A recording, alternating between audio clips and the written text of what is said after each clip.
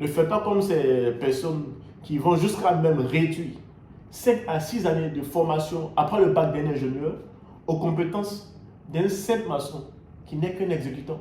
En calcul de structure, il y a ce qu'on appelle la descente des charges qui est caractérisée par deux mots essentiels. Nous avons la distribution et la transmission des charges. Bonjour, Evra Kwasi, ingénieur en génie civil et hydraulique. Aujourd'hui, nous allons aborder un sujet très important qui va porter sur l'effondrement. En moins d'un mois en Côte d'Ivoire, plus précisément en février, et dans ce mois, nous avons assisté à l'effondrement de deux immeubles. J'aimerais d'abord présenter mes condoléances aux différentes familles endeuillées et aussi inviter les autorités compétentes à prendre des mesures drastiques pour éviter d'éventuels drames. Ces effondrements répétés sont la cause de beaucoup d'inquiétudes et d'angoisse. Beaucoup de personnes aujourd'hui ont peur d'habiter leurs propres maisons, sans oublier ceux-mêmes qui cherchent à quitter les immeubles pour des maisons basses. Cette situation délicate à laquelle nous faisons face et qui peut toutefois être évitée, il est important pour nous, en tant qu'experts, de sensibiliser et éduquer nos populations sur ce fait. Nous allons donc dans cette vidéo parler des causes les plus fréquentes de l'effondrement et comment les éviter. Nous tenons à préciser que dans cette vidéo, nous n'allons pas nous attarder sur les procédés administratifs à entreprendre avant d'entamer une construction pour éviter d'être trop large. Ceux-ci feront l'objet d'une autre vidéo. Quelles sont les causes et solutions à ces effondrements répétés? Les causes de ces effondrements sont le plus souvent d'autres techniques. Nous pouvons citer les fondations sous-dimensionnées. J'ai fait une vidéo où j'ai parlé de la fondation, de comment la concevoir, tout ça, mais permettez-moi encore de me répéter. Avant de concevoir la fondation, il faut d'abord connaître le sol qui la reçoit, d'où le type du sol. Pour sa conception, il faut forcément associer un expert. Aussi, nous avons la qualité des matériaux de construction. Ce problème est très facile à résoudre. Je vous conseille à ce niveau, avant de commencer les travaux de construction, vous devez prendre attache avec un laboratoire qui vous donnera des formules, autrement dit les dosages, qu'il faut pour atteindre les résistances attendues. Par exemple, arrêtez de croire que pour avoir un béton dosé à 350 kg, il faut 2 brouettes de gravier, une brouette de sable et un sac de ciment. Le vrai dosage s'obtient par le laboratoire après la formulation qui sera vérifiée par l'essai de convenance. Il faut préciser à ce niveau que l'utilisation d'une mauvaise qualité de matériaux, par exemple la mauvaise qualité du sable, du gravier, du ciment par exemple, vous permettra jamais d'atteindre les résistances voulues. Raison pour laquelle la qualité des matériaux doit être un élément très important à traiter en amont de chaque projet de construction. Citons également comme cause les erreurs. Dans le passé, je commettais souvent l'erreur de laisser les ouvriers seuls sur mes chantiers. Je ne faisais que des visites hebdomadaires. Je n'ai rien contre ces derniers, mais il faut savoir que chacun a un rôle journalier important à jouer sur un chantier BTP. Pour ceux qui ne savent pas, je suis directeur technique associé à Eden Engineering, qui est une filiale à Eden Expert Group.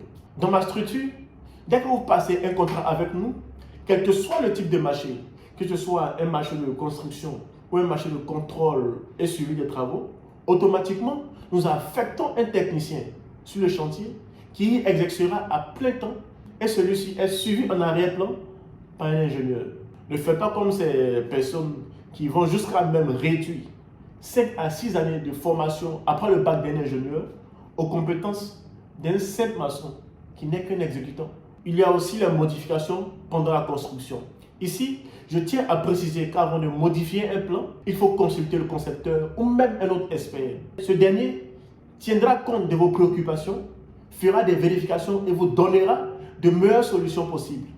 Prenons le cas d'un client qui avait voulu ajouter un autre niveau à son bâtiment R+2 pendant qu'on était déjà en construction, alors qu'à la base, les plans d'exécution avaient déjà été réalisés pour un R+2.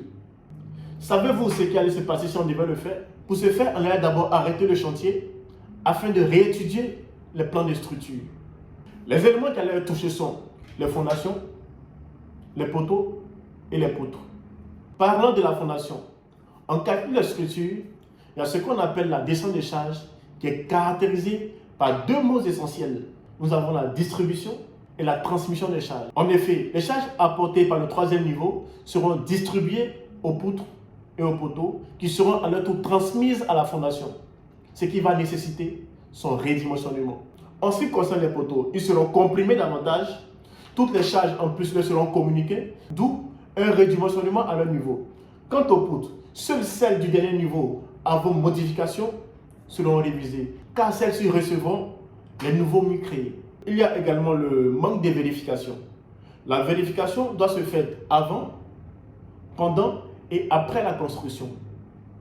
À ce niveau, nous allons donner quelques exemples de vérification très importantes à considérer.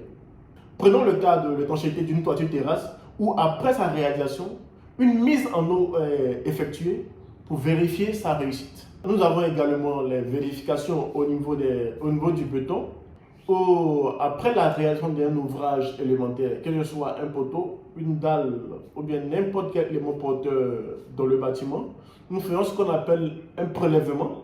Les prélèvements, ils sont soumis à des tests d'écrasement pour vérifier si la résistance caractéristique du béton voulu est atteinte. Nous pouvons également citer le test de pression au niveau de la plomberie, plus précisément le circuit de l'alimentation. Pour conclure, nous pouvons dire que les effondrements sont des phénomènes dramatiques de plus en plus fréquents. Nous pouvons éviter cela si nous prêtons une oreille attentive aux recommandations des experts. Merci de votre attention. N'hésitez pas à vous abonner et surtout à nous contacter si vous avez des préoccupations ou même des sujets qui vous passionnent, qui vous intéressent. Vous pouvez nous écrire via le numéro WhatsApp qui figure sur la page ou même les mentionner en commentaire. Merci.